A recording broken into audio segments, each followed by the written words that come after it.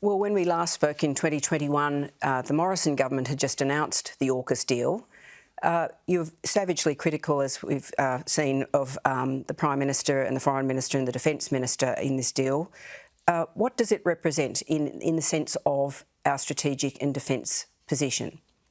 What does it represent? That's been announced. Look, I'd say for the cost, $360 billion. For $360 billion, we're going to get 8 submarines.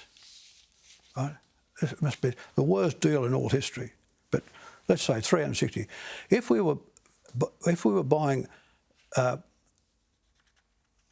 Collins-class replacements, we'd get at least 40 to 50 of those submarines. 40 to 50 for the same price. Now, no Navy's ever done better than having 1/3 of their boats at sea at any one time. So we would have, let's call it 45 to make it simple, you know, or something like that. We'd have, you know, a third of them, 15, say, at sea. 15 at sea, against 3 nuclear boats. 15 against 3. Now, remember, the nuclear boat's only firing a traditional torpedo. It's not firing a nuclear torpedo, just like the other boats. And because it's 8,000 tonnes, that's big, they're discoverable. They'll be discoverable from space.